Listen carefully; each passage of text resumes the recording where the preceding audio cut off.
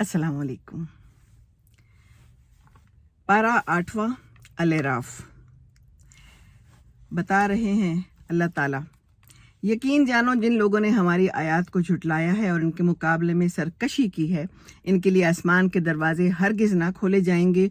उनका जन्नत में जाना इतना ही नामुमकिन है जितना सुई के नाके से ऊँट का गुजरना। मुजरिमों को हमारे यहाँ ऐसा ही बदला मिला करता है।